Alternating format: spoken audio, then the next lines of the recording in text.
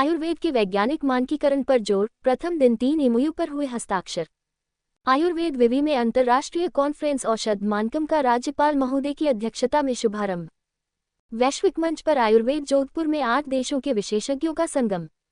राज्यपाल एवं मंत्री जोगाराम पटेल ने किया होम्योपैथी महाविद्यालय का लोकार्पण।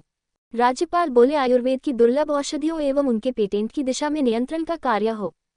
आयुर्वेद को वैश्विक मान्यता दिलाने का समय। मंत्री पटेल बोले, आयुर्वेद हमारे जीवन संतुलन का विज्ञान। औषध मानकम के साथ आयुर्वेदिक औषधियों के मानकीकरण पर मंथन। आयुर्वेद में शोध और नवाचार को मिलेगा बढ़ावा। युवा शोधकर्ताओं के लिए सुनहरा अवसर। राज्यपाल ने विवि के इंटरनेशनल जर्नल ऑफ रिसर्च इन आयुष को किया लॉन्च। जोधपुर, डॉक्टर सर्वपल्ली राधाकृष्णन राजस्थान आयुर्वेद विश्वविद्यालय जोधपुर में आज से 3 दिवसीय अंतर्राष्ट्रीय कॉन्फ्रेंस औषध मानकम का भव्य शुभारंभ हुआ।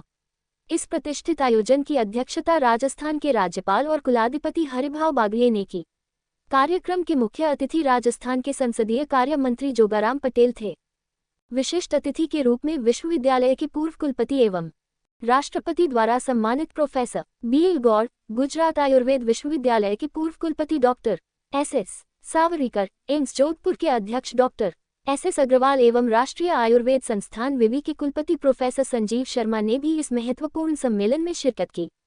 इस अवसर पर उन्होंने विश्वविद्यालय परिसर में नवनिर्मित होम्योपैथिक महाविद्यालय का लोकार्पण किया गया। विवि के इंटरनेशनल जर्नल ऑफ रिसर्च इन आयुष को भी लॉन्च किया गया। राज्यपाल हरिभाव बागले ने उद्घाटन समारोह को संबोधित करते हुए कहा कि आयुर्वेद भारत की प्राचीन धरोहर है, जिसे आधुनिक विज्ञान की कसौटी पर खरा उतारना आज की आवश्यकता है। उन्होंने कहा, औषध मानकीकरण के बिना आयुर्वेदिक चिकित्सा पद्धति का व्यापक प्रचार प्रसार संभव नहीं है। ये कॉन्फ्रेंस आयुर्वेद की औषधियों को वैज्ञानिक मानकों के अनुरूप बनाने में अहम भूमिका निभाएगी। उन्होंने कहा कि प्रत्येक औषध का युगानुरूप संदर्भ में मानक होना चाहिए, उसकी ग्रेडिंग होनी चाहिए। नालंदा विश्वविद्यालय में भारतीय ज्ञान एवं आयुर्वेद जैसी प्राचीन चिकित्सा पद्धतियों के ग्रंथों को जला दिया गया, जिससे कुछ ज्ञान परंपरा से अद्यतन उपलब्ध नहीं हो पाया। उन्होंने कहा, हर गांव हर शहर में आयुर्वेद औषधि निर्माण के लिए उत्कृष्ट कोटि का रॉ मटेरियल मिल जाता है, जो औषध निर्माण में उपयोगी है। उसकी पहचान करने की आवश्यकता है। आयुर्वेद निरापद चिकित्सा पद्धति है। तुलसी, नीम आदि के पत्तों का सेवन रोग प्रतिकार शक्ति के रूप में प्रयोग में लिया जाता है। अतः विश्वविद्यालय परिसर में अधिक से अधिक औषधीय पादपों का रोपण किया जाना चाहिए, जिससे आयुर्वेद में अध्ययन करने वाले छात्र ज्ञान अर्जन कर उसकी उपयोगिता को समझकर प्रयोग में ला सकें। उन्होंने कहा, विश्वविद्यालय में नियमित स्टाइपेंडरी पीएचडी का कोर्स प्रारंभ करने के लिए राजस्थान सरकार एवं राजभवन को प्रस्ताव बनाकर भेजें, जिससे नियमित पीएचडी शोधार्थियों को स्टाइपेंड दिया जा सके एवं उच्च कोटि का शोध कार्य किया जा सके। उन्होंने कहा कि पत्थर कठिन होता है, परंतु पत्थर को लोहा काटता है। लोहा कठिन होता है, परंतु लोहे को अग्नि पिघलाती है। अग्नि तेज होती है, लेकिन अग्नि को पानी बुझाता है। अतः पानी के समान बनकर सभी को सहयोग की भावना से कार्य करने की आवश्यकता है। संसदीय कार्य मंत्री जोगाराम पटेल ने अपने संक्षिप्त उद्बोधन में कहा कि आयुर्वेद केवल एक चिकित्सा पद्धति नहीं, बल्कि हमारे जीवन के हर पहलू को संतुलित करने वाली विज्ञान है। उन्होंने आयुर्वेदिक औषधियों के मानकीकरण और गुणवत्ता नियंत्रण पर जोर देते हुए कहा कि इससे न केवल देश में बल्कि अंतर्राष्ट्रीय स्तर पर भी आयुर्वेद की स्वीकृति बढ़ेगी। उन्होंने विवि में स्टाइपेंड आधारित नवीन पीएचडी सीट देने का भी भरोसा दिलाया। उन्होंने कहा कि विश्वविद्यालय सभी विद्वज्जन को साथ लेकर विश्व स्तर पर शीघ्र ही अपनी पहचान बनाएगा तथा मारवाड़ में पाए जाने वाले अर्क का पौधा ग्रामीण क्षेत्रों में बहुतायत में प्रयोग में लिया जाता है। इस पर और अधिक रिसर्च कर विभिन्न रोगों में उपयोगिता की दृष्टि से शोध कार्य किया जा सकता है। इस अवसर पर कुलपति प्रोफेसर वैद्य प्रदीप कुमार प्रजापति ने राज्यपाल मंत्री विशिष्ट अतिथि का पुष्प गुच्छा भेंट कर स्वागत अभिनंदन किया। पूर्व कुलपति प्रोफेसर गौड़ ने अपना व्याख्यान संस्कृत भाषा में प्रस्तुत किया। उन्होंने कहा कि औषधि का मानकीकरण प्राचीन समय से ही आयुर्वेदिक ग्रंथों में पूर्ण रूप से उपलब्ध है, परंतु युगानुरूप में समझने की दृष्टि से इस प्रकार की कार्यशाला का आयोजन होना आवश्यक है। इस अवसर पर एम्स जोधपुर के अध्यक्ष डॉक्टर एसएस अग्रवाल, जामनगर के पूर्व कुलपति डॉक्टर एसएस सावरीकर ने विचार व्यक्त किए।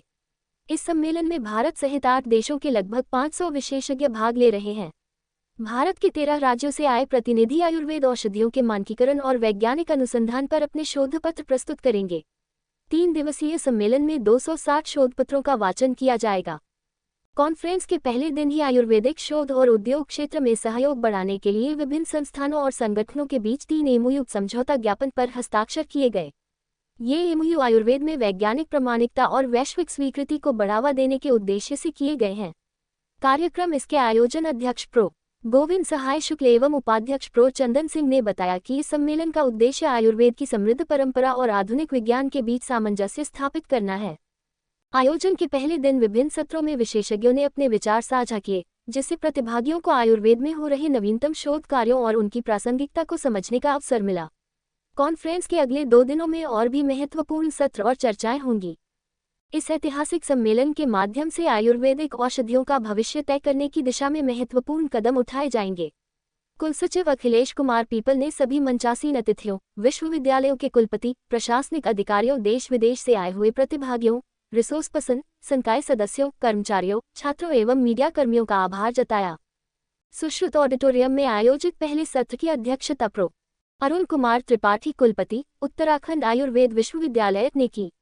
Guest of honour prof BL Gaur थे। आयुर्प्लेनेट UK के निदेशक डॉक्टर रघुनंदन शर्मा व डॉक्टर जोबन किशोर मोधा डिप्टी डायरेक्टर ITRA जामनगर को चेयरपर्सन थे। डॉक्टर रमन सिंह निदेशक PCIMH के निदेशक ने भारतीय चिकित्सा और होम्योपैथी की औषधियों की गुणवत्ता सुनिश्चित करने में फार्माकोपिया कमीशन की भूमिका पर प्रकाश डाला। जीवन रेखा औरंगाबाद के निदेशक प्रो SS सावरीकर ने खनिज और धात्विक औषधियों के विश्लेषण के महत्व पर चर्चा की। Council for Ayurveda research America की निदेशक डॉक्टर प्रतिभा शाह ने अमेरिका में आयुर्वेदिक उत्पादों की उपलब्धता और उपयोग पर अपना दृष्टिकोण साझा किया। दूसरे सत्र की अध्यक्षता प्रो संजीव कुमार शर्मा कुलपति राष्ट्रीय आयुर्वेद संस्थान जयपुर ने की। Association of Ayurveda academy London के निदेशक डॉक्टर वेंकट नारायण जोशी को चेयरपर्सन थे। डॉक्टर सुब्रत डे ने एकल औषधियों के गुणवत्ता नियंत्रण में आने वाली चुनौतियों पर चर्चा की। पूर्व विभागाध्यक्ष जामनगर डॉक्टर सशेट्टी ने रिवर्स फार्माकोलॉजिकल दृष्टिकोण की आवश्यकता पर प्रकाश डाला। BHU के प्रो आनंद चौधरी ने हर्बो मिनरल औषधियों के गुणवत्ता नियंत्रण और नियामकीय पहलुओं पर जानकारी दी। JB रॉय कॉलेज के विभागाध्यक्ष डॉक्टर प्रशांत सरकार ने गुग्गुलू उत्पादों की गुणवत्ता में सुधार के लिए प्राकृतिक डिसइंटीग्रेंट्स के उपयोग पर विचार साझा किया।